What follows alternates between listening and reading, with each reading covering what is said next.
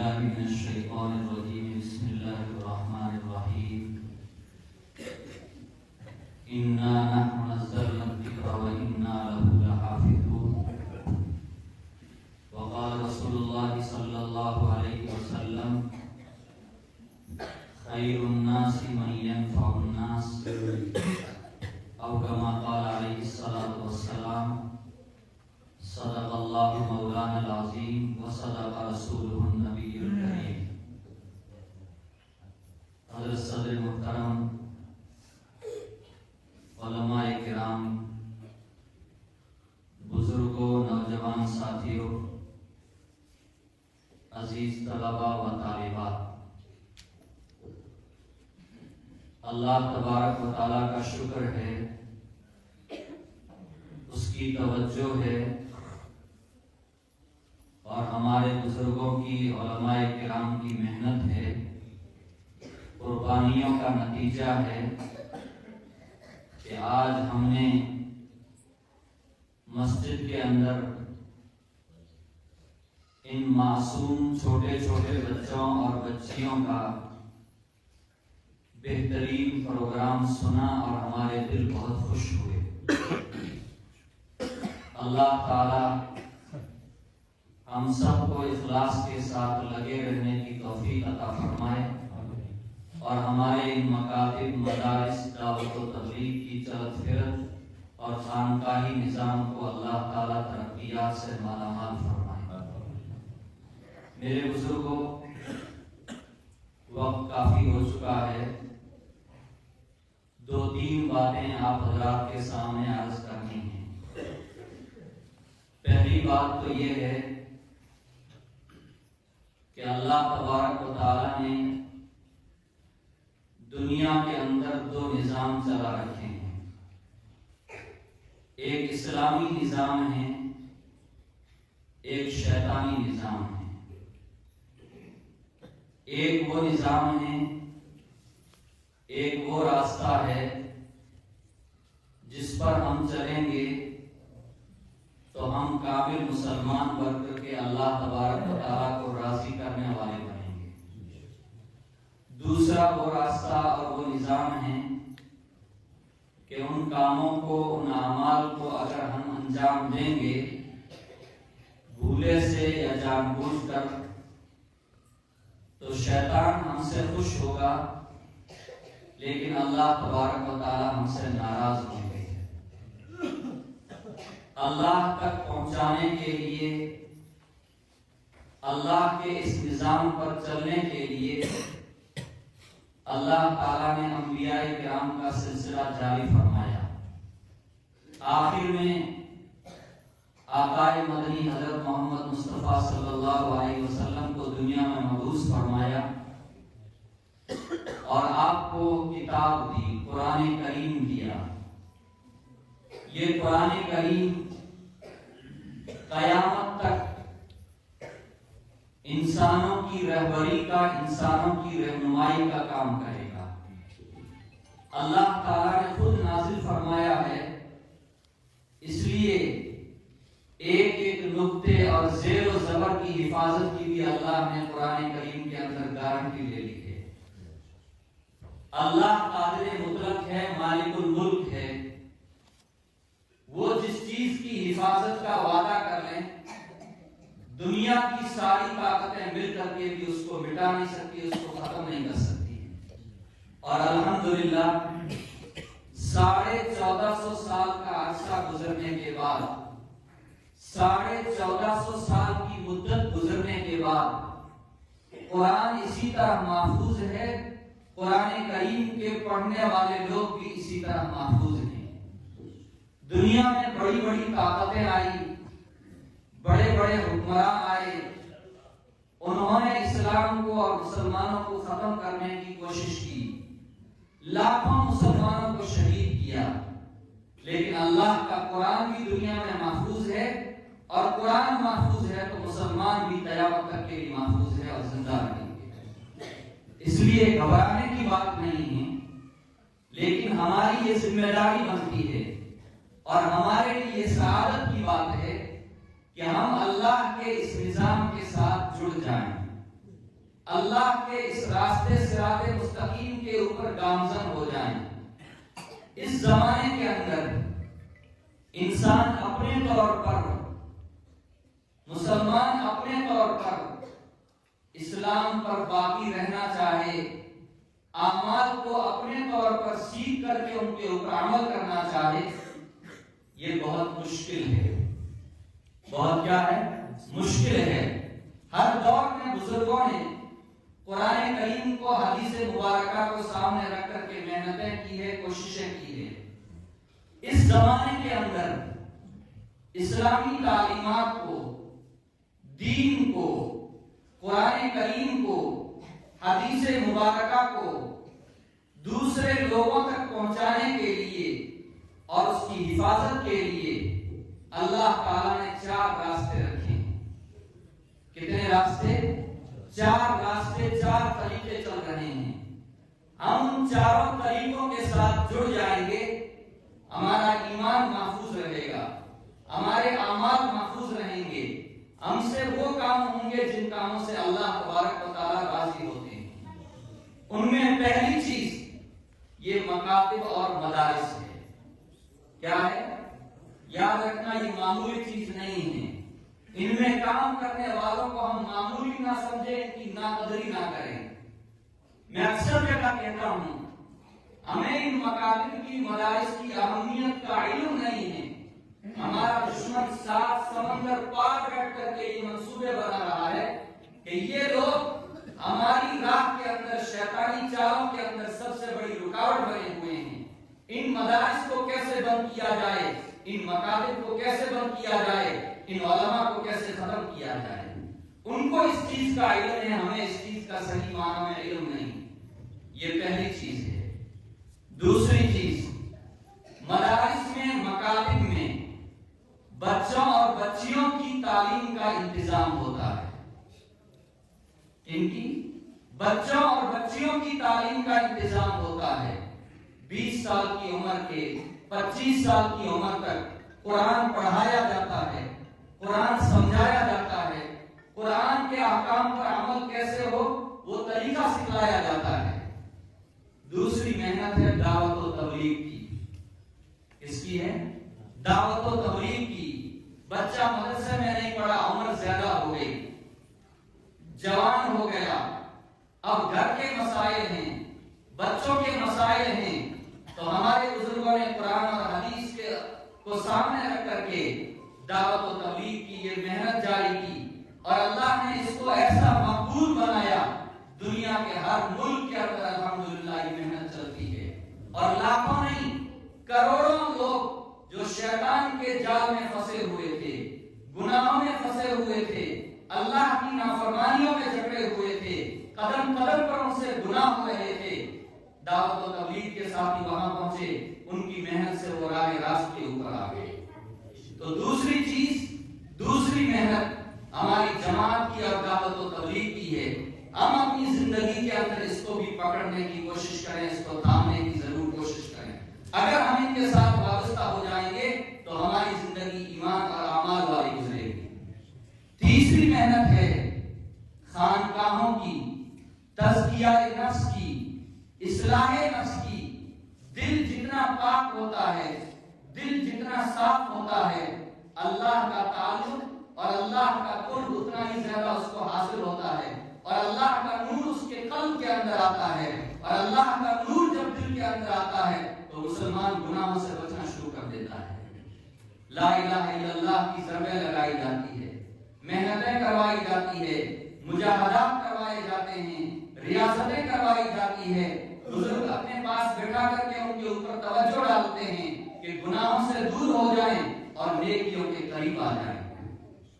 چوتھی محنت ہے خدمت خلق کی، مخلوق کی خدمت کرنا، یہ بھی بہت بڑے ثواب کی چیز ہے، بہت بڑے کیا ہے؟ ثواب کی چیز ہے۔ حضرت نبی کریم صلی اللہ علیہ وسلم کو 40 سال ایک دن اوپر ہوا تو نبوت ملی آپ کو۔ 40 سال کے بعد اگلا دن شروع ہوا تو اللہ تبارک و تعالی نے آپ کو نبی بنایا۔ آپ کے پاس حضرت جبرائیل علیہ السلام अलैहिस्सलाम पहली मर्तबा वही लेकर के आए हैं। क्या लेकर के आए हैं? वही लेकर के। उस वही में कुरान करीम की वो 5 आयतें नाज़िल फरमाई है। इक़रा बिस्मि रब्बिकल लज़ी खलक़, खलक़ल इंसान मिन अलक़, इक़रा व रब्बुकल अकरमुल लज़ी अल्लम बिल कलम, अल्लमल इंसान मा लम यअलम। ये वही का नुज़ूल पहली मर्तबा था और नबी अलैहिस्सलाम वस्सलाम के बदन के ऊपर कपकपी तारी हो गई, लज्जा तारी हो गया। आप अपनी ज़ौजाए मुतहरा उम्मुल मुमिनीन हज़रत खदीजा रज़ियल्लाहु तआला अन्हा के घर तशरीफ लाते हैं और फरमाते हैं, मुझे चादर उड़ा दो, मेरे बदन के ऊपर कपकपी है, मेरे बदन के ऊपर घबराहट है और पता नहीं अब मेरी क्या हालत होने वाली है। नबी अलैहिस्सलाम वस्सलाम घबराए हुए थे। हज़रत खदीजा रज़ियल्लाहु तआला अन्हा ने नबी अलैहिस्सलाम को तसल्ली दी और फरमाया, अल्लाह आपको हरगिज़ हलाक नहीं करेगा। क्या फरमाया? अल्लाह आपको हरगिज़ हलाक नहीं करेगा। अब सुनिए, हज़रत खदीजा रज़ियल्लाहु तआला अन्हा ने जो सिफात बयान की है कि अल्लाह आपको क्यों हलाक नहीं करेगा, हज़रत खदीजा फरमाती हैं, ऐ मोहम्मद, आप बेसहारा लोगों की मदद करते हैं। क्या करते हैं? बेसहारा लोगों की मदद करते हैं, कमजोरों की मदद करते हैं, गरीबों का सहारा बनते हैं, यतीमों का ताउन करते हैं, बीमारों की इयादत करते हैं। किसी के पास सामान है और उठता नहीं है तो वो सामान आप उठा करके उसकी मंजिल तक पहुंचाते हैं। तो ईद माला नवाइबिल हक थी। नबी अलैहिस्सलाम की ये सिफात बयान की गई। तो चौथी चीज खिदमत खल्क की है। मेरे बुजुर्गों और दोस्तों, मुझे मोटी मोटी ये पहली बात आपके सामने यही अर्ज करनी थी। ये 4 मेहनतें चल रही है दीन के ताल्लुक से, ईमान बनाने के ताल्लुक से, तालीम और तरबियत के ताल्लुक से, तज़किया नफ्स के ताल्लुक से। हम इन 4 मेहनतों से जुड़े रहेंगे तो इंशाअल्लाह अल्लाह तबारक व तआला हमारा दुनिया के अंदर और आखिरत के अंदर भी बेड़ा पार फरमा देंगे। दूसरी बात, जैसे अभी मौलाना ने बात कही कि हम बच्चों और बच्चियों की तालीम को मुकम्मल करने की जरूर फिक्र फरमाएं। पुराने जमाने से एक तसव्वुर चला आ रहा है कि कुरान करीम पढ़ लिया अब बहुत है। यकीनन ये भी बहुत बड़ी नेमत है। कुरान का एक हरफ पढ़ेंगे तो उसके ऊपर 10 नेकियां मिलेगी। रमजान मुबारक में एक हरफ पढ़ेंगे, अल्लाह तबारक व तआला इसका सवाब फर्जों के बराबर कर देंगे। तो इसका बड़ा सवाब है। लेकिन कुरान सिर्फ तिलावत के लिए, पढ़ने के लिए नहीं है, बल्कि कुरान करीम समझने के लिए आया है। कुरान करीम के अहकाम के ऊपर हमारा अमल उसी वक्त में सही होगा जब हम कुरान करीम को और अहादीस मुबारका को समझने की कोशिश करेंगे। माँ बाप बच्चों के ताल्लुक से, बच्चियों के ताल्लुक से बचपन में तो कुछ थोड़ी फिक्र करते हैं, लेकिन जैसे ही बच्चे और बच्चियां मुराहिक हो जाते हैं, बुलूग के करीब पहुंच जाते हैं, तो वो बच्चे आवारा होना शुरू हो जाते हैं, माँ बाप की तरबियत से निकल जाते हैं। और मदारिस के अंदर अगर कोई भेजता है तो मामूली नशे व फराज की वजह से हम उनको मदारिस से अलग कर देते हैं और वो बच्चे इस लाइन से बिल्कुल अलग थलग हो जाते हैं और ऐसे माहौल में चले जाते हैं जो बिल्कुल शैतानी माहौल है। क्या है? शैतानी माहौल है। इसलिए हम अपने बच्चों की तालीम को मुकम्मल करवाने की भी जरूर फिक्र और कोशिश करें।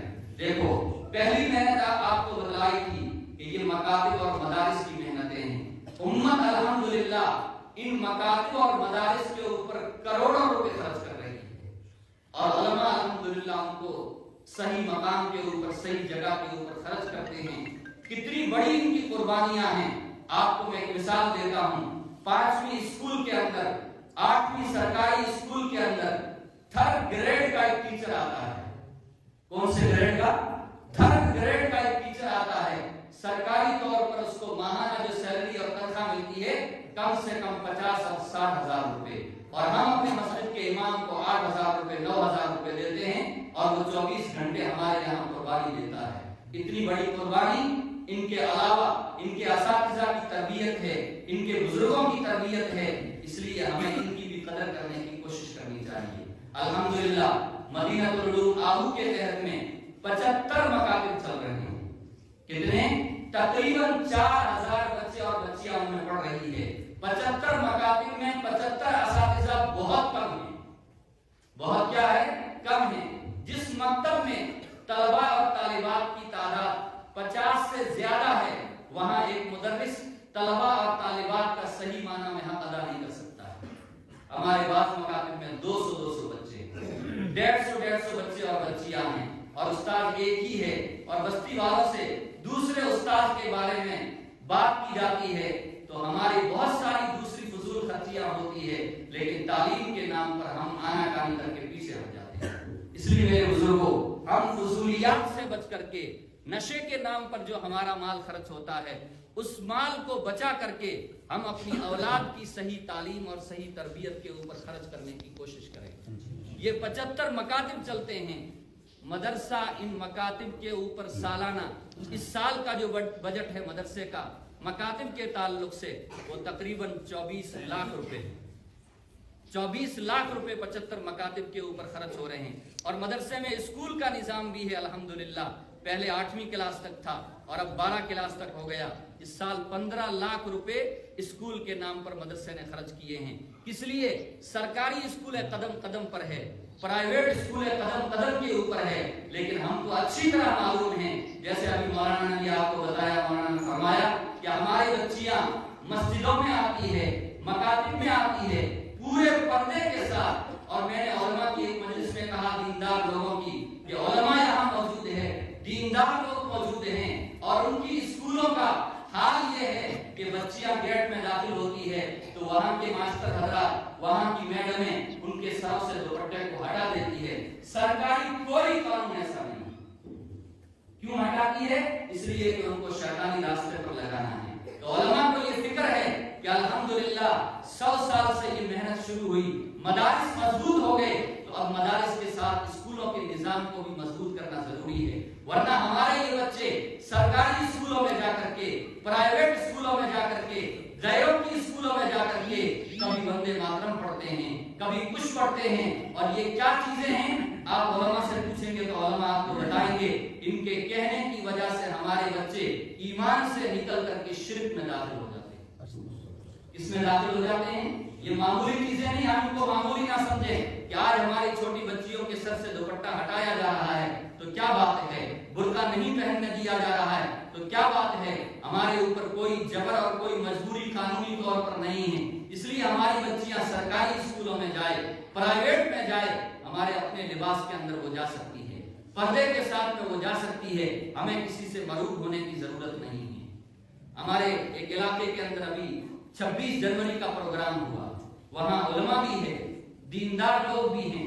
وہاں کے پروگرام ہونے کے بعد میرے واٹس ایپ کے اوپر بہت سارے لوگوں نے فیس بک کی لنک بھیجی کہ یہ دیکھو، آپ اسکولوں کی تعریف کر رہے تھے کہ یہاں تعلیم کا نظام اچھا ہے، یہاں فلاں چیز اچھی ہے، اس پروگرام کے اندر آپ کی بچیوں کی یہ حالت ہوئی ہے، ان کو اسٹیج پر نچایا گیا، ان سے ڈانس کروایا گیا، ان کے سروں کے اوپر سے دوپٹوں کو بالکل ہٹا دیا گیا۔ تو میرے بزرگوں، یہ شیطانی نظام اور شیطانی چالیں ہیں، ہمیں اپنے بچوں کو شروع ہی سے شیطانی نظام سے بچانے کی ضرورت ہے، اور ہمیں اپنے آپ کو بھی شیطانی نظام سے بچانے کی ضرورت ہے۔ اس وقت شیطان کا سب سے بڑا ہتھ کنڈا، ہم عبادات سے تو غافل تھے، کچھ عبادتیں انجام دیتے تھے، لیکن اس وقت سب سے بڑا ہتھ کنڈا شیطان کا موبائل کی شکل میں ہمارے سب کے جیبوں کے اندر موجود ہے، اور کتنی غلط چیزیں اس کے اندر آتی ہے، بہت سی فائدے کی چیزیں بھی ہے، کام کی چیزیں بھی ہے۔ اس زمانے میں اس کے بغیر ہم زندگی میں قدم نہیں رکھ سکتے، لیکن ہمیں غلط چیزوں سے بچنے کی کوشش کرنی چاہیے۔ ہم ارادہ کریں گے تو اللہ تبارک و تعالیٰ انشاءاللہ ہماری مدد فرمائے۔ تیسری چیز، بیچ میں نے اس کو ذکر کر دیا، لیکن تھوڑی تفصیل کے ساتھ پہلے بھی اس کو ذکر کیا ہے، اور اس کی بہت سخت ضرورت ہے کہ آج ہمارے نوجوان، ہمارے کچھ بزرگ لوگ، ہمارے بچے فضولیات کے اندر اپنے وقت کو، اپنے مال کو، اپنے پیسے کو بے انتہا خرچ کر رہے ہیں۔ کیا کر رہے ہیں؟ بے انتہا خرچ کر رہے ہیں۔ سنت رسول کو مٹانے کے لیے ہمارے پیسے خرچ ہو رہے ہیں، شیطانی نظام کو گھر میں لانے کے لیے ہمارے پیسے خرچ ہو رہے ہیں، ہمارا وقت خرچ ہو رہا ہے، شیطان کو راضی کرنے کے لیے ہم اپنے جسم کی توانائیاں خرچ کرتے ہیں۔ میرے بزرگوں اور دوستوں، ہمیں ان چیزوں سے بچنے کی بھی بہت ضرورت ہے۔ اور آخری بات یہ ہے، وقت زیادہ ہو گیا، رمضان المبارک بالکل ہمارے سر کے اوپر ہے، بڑا مبارک مہینہ ہے، اللہ کی طرف سے ایمان اور اعمال کے سیزن کا مہینہ ہے. کیسا مہینہ ہے؟ ایمان اور اعمال کے سیزن کا مہینہ ہے. 11 مہینے ہم دنیا کے اندر رہتے ہیں، اپنی مزدوری کے اندر رہتے ہیں، اپنے دوسرے تقاضوں کے اندر رہتے ہیں. 1 مہینہ ہمیں صرف اللہ کی یاد میں مشغول رہنے کی کوشش کرنا ہے. وہ کریں گے انشاءاللہ.